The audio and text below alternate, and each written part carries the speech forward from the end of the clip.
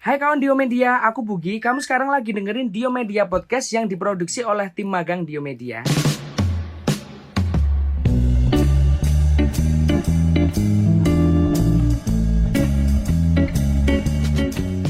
Diomedia Podcast adalah podcast yang ngobrolin soal buku bersama penulis, penerbit, dan bakal ada rekomendasi banyak jenis buku buat kamu para pembaca. Di episode kali ini kita bakal ngobrol sama Kak Ngadio, tapi biar lebih akrab kita panggil Kak Dio aja ya. Kak Dio adalah salah satu penulis hebat sekaligus owner penerbit Diomedia loh. Di sini Kak Dio bakal ceritain banyak hal mulai dari awal mula beliau tertarik menulis hingga sekarang berhasil nerbitin puluhan buku yang keren-keren dan inspiratif banget. Bakalan banyak cerita menarik dari Kak Dio, dengerin yuk. Halo Kak Dio, apa kabar? Alhamdulillah Kak Bugi, sehat selalu dan bahagia. Kak Bugi gimana? Sehat juga, sehat selalu. Dan juga bahagia juga Kak Dio. Alhamdulillah. Oh ya Kak Dio, kalau boleh nanya, akhir ini kesibukannya apa? Kesibukan saya akhir-akhir ini mempersiapkan festival memoir dan memoaris, kemudian ada pekan literasi Indonesia. Nanti dibantu ya. Iya pastinya. Dan yang paling biasa ya kita menyiapkan penerbitan buku seri memoir, terus buku-buku teman-teman yang nerbitin di Diomedia juga, persiapan peluncuran buku juga di festival nanti kan ada rangkaian acara ya, dan kita menyiapkan rangkaian acara seperti apa, koordinasi dengan tim kreatif, dengan penulis, kemudian dengan media juga, serta distribusi buku-buku terbaru di media ke toko-toko buku mitra bisnis kami.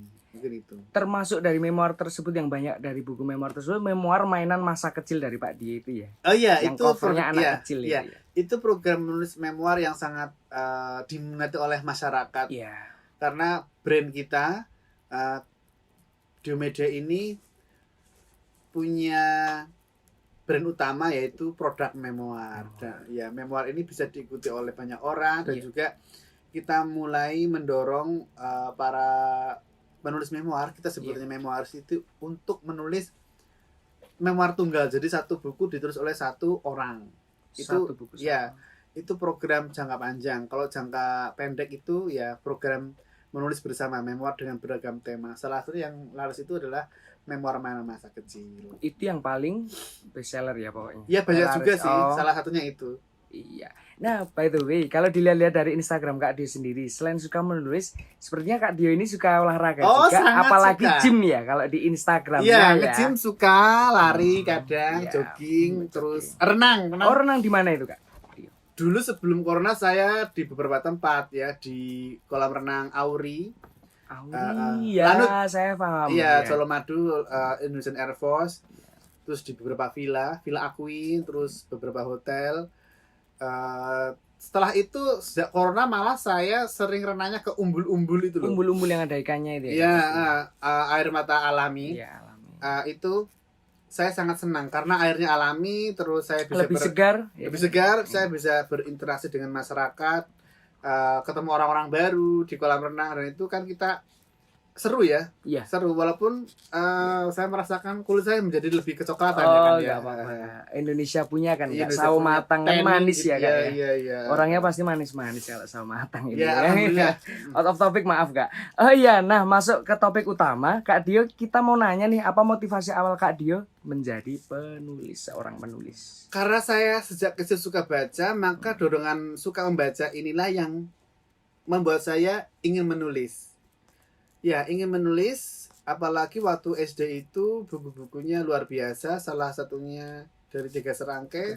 Dan Tiga Serangkai ada di Solo, dan akhirnya saya ketemu penerbitnya. Iya. Buku pertama saya diterbitkan Tiga Serangkai, dan saya ingin bikin penerbit juga. Iya. Itu mungkin ekosistem kehidupan saya sebagai penulis mungkin tuh. Iya, siapa yang menginspirasi Kak Dio dalam dunia literasi? Oh ya, kalau saya banyak sekali tokoh-tokoh penerbitan, tokoh-tokoh perbukuan, para penulis senior, media, televisi juga, media sosial, dan juga komunitas-komunitas menulis memoir juga, komunitas menulis sastra juga. Itu adalah inspirasi saya supaya saya tetap semangat berkarya bersama teman-teman. Mungkin itu. Oh gitu. Dari kapan Kak Dio mulai menulis buku-buku yang memoir-memoir itu, dan berapa lama itu Kak? Kalau memoir saya mulai dari menulis diary. SD saya udah menulis diary. Diary iya, ada, masa kecil ya. Ada menulis diary, ada di situ. Kalau SMP jelas ya, ada amplop-amplop yang lucu-lucu kan Iya, ya dulu ya. Hello Kitty biasanya. Ya, terus ya macam-macam sih, Kak.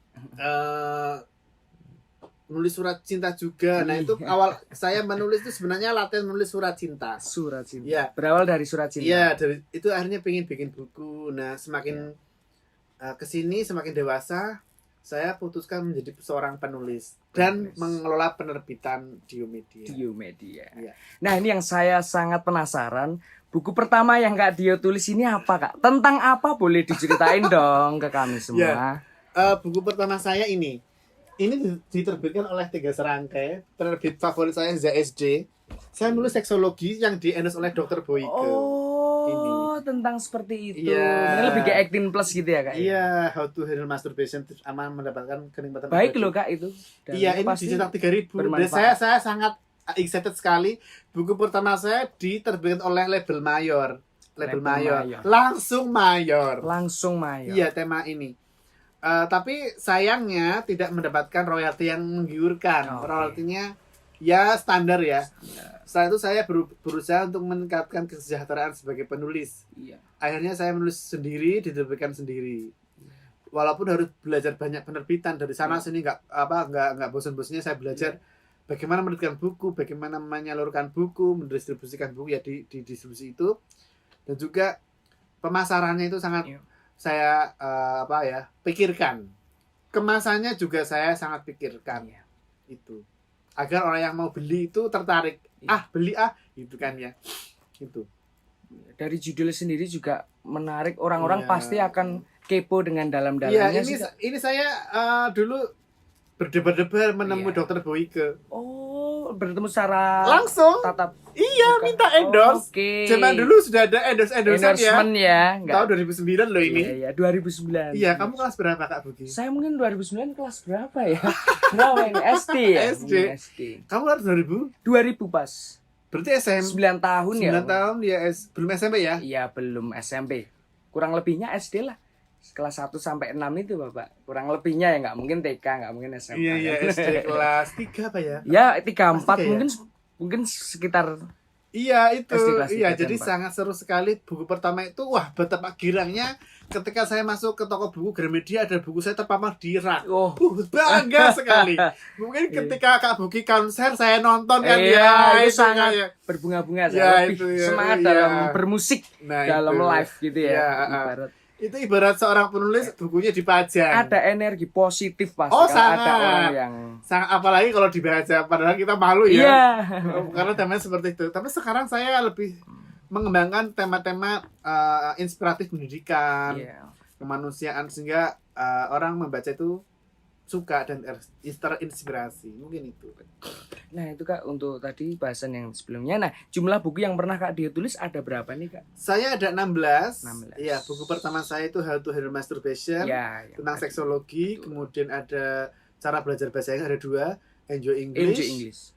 Kemudian How to Speak English Fluently, cara ngomong dengan lancar. Ada buku pengembangan diri itu banyak. Tuhan Saya Ingin Bahagia. Itu pendidikan, bagaimana kita mendidik diri sendiri, itu penting. Dan syukur ya, rasa syukur terhadap Sang Pencipta. Kepada diri sendiri itu penting. Jadi kita konsep self love, mencintai diri sendiri itu penting. Karena kalau kita tidak mencintai diri kita, terus kita nggak bisa berkembang. Disinilah konsep kita bahagia bersama Tuhan. Sebenarnya kita bisa membangun kebahagiaan dari di dalam diri. Nah, kalau kita nggak bahagia gimana? Akhirnya kan kita suka belajar, suka berkarya, suka apapun yang kita sukai lah. Itu akan berdampak pada proses pembelajaran diri sendiri. Misalnya mendidik diri sendiri supaya lebih pintar, supaya lebih bermutu. Sebenarnya kan dari diri kita. Kita akhirnya kan suka belajar. Akhirnya saya memberi judul Tuhan Saya Ingin Bahagia. Ya, inginnya banyak sekali. Itu sebenarnya doa. Akhirnya kita bisa mengembangkan lini-lini yang lain, memoir terutama. Waktu itu kan saya bingung, ini konsepnya apa ya? Ternyata ketemu ya dari dalam diri sendiri, karena saya suka menulis pengalaman pribadi, cerita pribadi, dan ini adalah memoir, dan kita bisa kembangkan dengan beragam tema. Mungkin itu.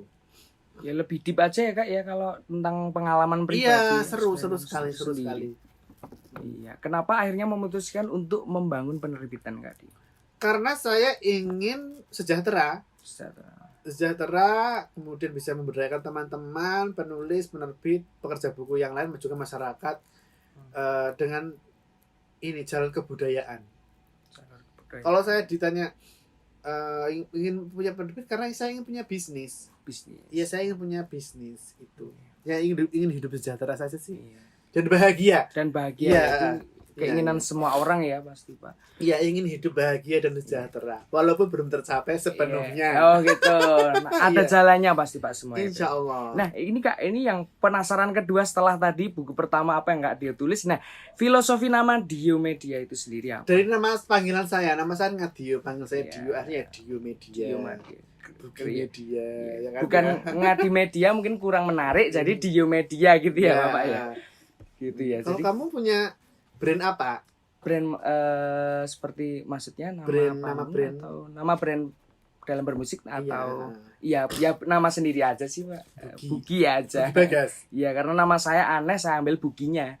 Nggak pernah Bagas ya, karena Bugi kan nama yang jarang ditemui. Iya, jadi mungkin kalau Bagas selalu terlalu pasaran. Iya betul, Bagas kepasaran, apalagi Bugi Bagas unik, sekarang. Iya, begitu sangat unik ya, sangat. Makanya. Tapi kalau musik itu yang kamu senangi selain nyanyi, kamu juga songwriter ya? Iya, pertamanya ini malah curhat nggak apa-apa kan Kak Dio? Pertamanya sejak SD dilesin drum sama mama. Tapi itu kemauan tersendiri, tapi akhirnya disupport orang tua. Padahal bapak sendiri pembisnis juga, tidak suka bermusik, katanya musik tidak bisa menjadi masa depan kan. Ya nggak apa-apa, mama selalu support, nanti pasti ada jalannya. Bertahun-tahun menjadi drummer kok kecemplungnya di dunia nyanyi gitu, vokal. Vokaler ya. Vokal gitu. Vokaler. Baru SMP, vokalis Pak. Iya, bukan ler. Apa-apa enggak ya berakhirat R gitu, R. Gitu. Bioler kan enggak? Tahu enggak itu istilah vokaler dari apa? Pesas Daya atau siapa itu ya yang guyon-guyon itu loh. Iya, Pesas. Kamu tuh vokaler. Vokaler. Keyboardis. Kok jadi aku yang acara? Iya, betul. Karena ya tidak. Kalau pertama kali nyanyi itu SD atau SMP nyanyi? Saya nyanyi semester kuliah. Saya otodidak kok. Sebelumnya nggak pernah nyanyi? Nggak pernah sama sekali. Karaoke sama teman. Ingin jadi penyanyi apa ingin jadi drummer awalnya? Sebenarnya bukan. Sebenarnya inti utamanya bukan penyanyi drummer. Iya, drummer, pengen jadi drummer para artis yang seperti session player artis-artis. Tapi mimpi itu kayaknya nggak bisa terpenuhi untuk belum. Dan itu kayaknya ya bukannya ya self love, kembali ke tema buku tadi ya, self love, mencintai diri sendiri ya. Sangat penting ya. Jangan apa-apa tuh kita mengecas diri sendiri, betul. Ini ada kaitannya sama buku Kak. Dan jangan sampai mengekor terus. Oh, aku ingin seperti ini. Iya, mengekor. Karena ekor tidak pernah di depan. Maka kita harus menjadi diri sendiri supaya terdepan, walaupun pelan-pelan ya. Majunya pelan-pelan, akhirnya kan menjadi yang terdepan. Iya. Itu penting sekali. Kita bangga pada diri sendiri, sangat penting. Walaupun hal kecil apapun, tapi kita bisa bangga karena itu bisa menjadi penyemangat. Walaupun hasilnya kecil ya. Dulu itu saya ngajar horor sekian kecil, horor kecil. Tapi kalau kita langsung dapat besar mungkin sombong kan ya. Nggak boleh. Justru dari hal kecil inilah yang membuat kita selalu belajar supaya mensyukuri apa yang kita terima, dan itu membuat kita semangat. Itu mungkin itu saya pun merasakan itu, usaha kecil-kecilan ya itu. Kalau sudah rezekinya mungkin dikasih sama Sang Pencipta ya amin. Memang Pak, proses itu memang paling utama ya, daripada yang langsung viral itu biasanya juga bukan kita mengecas tapi jatuhnya juga cepat. Tapi ketika orang yang berproses, saya hanya ingin menambahkan ya Pak, orang yang berproses dan sukses mungkin itu akan nanti dikenang selamanya. Benar banget. Saya menulis memoir bertahun-tahun. Saya yakin. Menulis memoir itu bertahun-tahun dan baru mendapat respon itu ya baru-baru ini. Proses sangat-sangat panjang. Sejak SMP nulis diary, dan saya tahu pengalaman pribadi itu namanya memoir. Dan itu saya intens lakukan, dan akhirnya menjadi brand utama penerbit Diomedia. Memoir. Cerita pribadi orang-orang. Oke, next question. Next pertanyaan, buku terbaru yang Kak Dio terbitkan itu tentang apa Kak? Judulnya Seni Mengobati Patah Hati. Iya. Inspirasi Kak Dio dalam menulis buku Seni Mengobati dari Patah Hati diri sendiri, karena saya pernah patah hati. Akhirnya saya move on dengan menulis. Jadi saya bisa menerapi diri sendiri, bisa bangkit dari diri sendiri itu dengan menulis ya. Contoh sederhana, dulu saya sangat ngefans dengan teman penulis, ingin seperti dia karena pintar, prosesnya banyak. jatuh cinta banget karena Iya. naksir banget, Iya. itu hanya patah hati. Tapi saya mendapatkan kabar bahwa dia mau bunuh diri. Saya nggak sok sih, nggak, cuma biasa. Jangan sampai seperti itu, karena memang orang yang pernah dibully, dia korban bullying ya, itu mengalami kayak semacam trauma untuk kambuh, Pasti. ingin menyakiti diri sendiri. Ya, jadi saya berusaha menerapi itu dan berhasil, alhamdulillah. Walaupun saya pernah dibully dengan tingkat yang parah, Ya. tapi saya bisa menerapi dengan menulis pengalaman pahit dan pengalaman manis. Ya. Dan itu menjadi buku memoir juga, The Power of Memoir, dan teman-teman sangat banyak merespon. Dan itu buku terbaik sepanjang masa mungkin ya. The Power of Memoir itu buku terbaik sepanjang masa yang kita terbitin, karena itu berisi tentang pengalaman pahit dan pengalaman manis. Itu penting sekali saat kita mengalami keterpurukan, kemudian kita tulis, kita menjadi rilis ya, kita menjadi sadar bahwa apapun yang pernah terjadi itu bisa kita lewati. Iya. Tapi kalau kita tidak menerima diri sendiri dengan pencapaian setinggi mungkin, itu bisa memiliki dampak psikologis yang berbahaya. Iya. Itu menurut saya pribadi Iya. seperti analisis seperti itu. Menurut saya bullying juga itu oke, dari saya nambahin ya Kak. Bullying bisa menjadi pacuan untuk kita menjadi strong nggak sih Kak? Menurut saya. Ya, Ya, itu mungkin beda penerimaan orang, ya, tapi kalau saya pribadi sangat setuju. Bullying Iya. itu bisa menjadi strong, bisa menjadi stronger, lebih kuat, Iya. dan juga sebaliknya. Bagi orang-orang yang pesimistis malah menjadi Iya. lemah. Tapi Iya. bagi saya enggak. Justru menjadi penyemangat untuk berkarya secara otentik dengan diri kita. Kalau kita merasa bahwa dipersekusi itu berbahaya, memang iya, memberi dampak traumatis yang berkepanjangan, dan itu susah sembuhnya, memang iya. Tapi kita harus punya sisi di mana kita punya nilai yang lebih dari diri kita yang bisa kita kembangkan. Disitulah kita akan move on, akan meraih kebahagiaan versi kita. meningkatkan kualitas diri. Ya kan Kak? Oke, sepakat sekali. Kalau Ya. dari bullying. Nah, ini Kak, yang membedakan buku Kak Dio sama buku-buku yang lain, penulis lain itu apa sih Kak? Iya, kita berawal dari pengalaman pribadi, cerita pribadi, dan kita akhirnya bisa mengembangkan diri. Disinilah kita kembali kepada diri sendiri, Iya. mendidik diri sendiri, dan bisa berhasil mengembangkan diri. Ini adalah tagline penerbit di Medan dan juga buku-bukunya. Jadi kebanyakan memang seri pengembangan diri banyak sekali.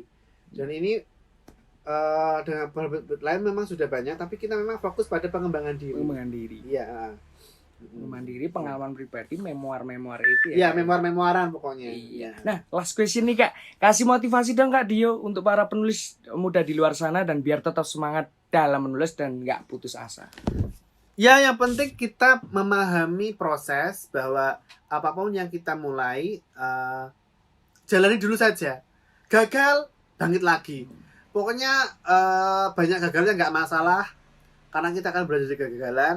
Tuh. Suatu saat kita nemu yang berhasil, kita kembangkan yang berhasil itu, kita tingkatkan. Insya Allah malah lebih kuat dan akan mendominasi hidup kita Iya. dengan kekuatan meraih apa yang kita cita-citakan. Iya. Saya pikir orang itu perlu gagal supaya apa? Oh, gagal itu seperti ini. Oh, berhasil seperti ini. Jadi kita tidak pernah mengkhianati prosesnya. Kalau kita langsung ingin berhasil, ya, oh ini harus berhasil. Ya, belum tentu berhasil. Tapi kalau kita sudah melakukan yang terbaik, ternyata gagal, ya nggak masalah, kita akan mencoba lagi. Otomatis kan diri kita sudah siap. Nah, akhirnya berhasil karena kita belajar dari kegagalan. Ya, mungkin itu. Iya. Siap berhasil, siap gagal, dan Iya. kita sudah menjadi orang yang kuat untuk menghadapi Iya. segala ujian, dan membuat kita lebih Iya. kreatif, produktif, kolaboratif dengan berbagai pihak agar kita lebih maju. Iya. Bersama. Karena kita tidak bisa sukses Iya, sendiri. betul. Iya. Ada orang yang mendukung kita, di belakang kita itu pasti circle banyak. kita, Circle kita, betul sekali. Sangat setuju Iya. dengan Kak. Dan jangan lupa untuk teman-teman yang dulu sudah membantu saat kita susah ya Kak ya. Iya, Maksudnya harus. saling. Teman-teman Diomedes itu yang teman-teman mensupport dari awal penerbitan sampai sekarang masih kolaboratif. Masih Masih. ya, konsisten. Sangat, karena mereka menyumbangkan banyak pikiran di sini itu. Teman-teman desainer juga. Terima kasih Kak Dio atas kesempatan dan waktu. Maaf kalau bila ada salah kata juga. Sama-sama Iya. Kak Bugi. Saya sangat senang sekali karena saya suka bercerita ya. Jadi Iya. penulis itu suka cerita. Iya. Kita tunggu program berikutnya ya. Program berikutnya. Oke. the next session program. next Nah, program. itu tadi obrolan kita dengan Kak Dio. Banyak banget cerita dan motivasi yang bisa kita petik. Buat kalian yang bergelut sebagai penulis, jangan pantang menyerah buat terus menulis dan berkarya. Kita juga harus terus memperluas ilmu kita dengan membaca buku. Oh iya, aku mau ngasih info terkait buku-buku Kak Dio atau buku lain terbitan Dio Media. Bisa kamu dapatkan di offline store seperti UMS Bookstore, Togamas, Berdikari Buku Aki, dan juga Arofah, dan masih banyak lainnya. Nah, juga ada online store-nya nih teman-teman, seperti Tokopedia, Shopee, dan 236 reseller lainnya. Kalian juga bisa selalu keep in touch dengan penerbit Dio Media lewat sosial media kami yaitu Instagram @penerbitdiomedia. Thank you sudah dengerin episode perdana Dio Media Podcast. Semoga podcast ini bisa nambah insight baru tentang dunia kepenulisan dan buku. Terima kasih Kak Dio sudah mau berbagi bersama kami. Stay healthy and happy kawan Dio Media. See you.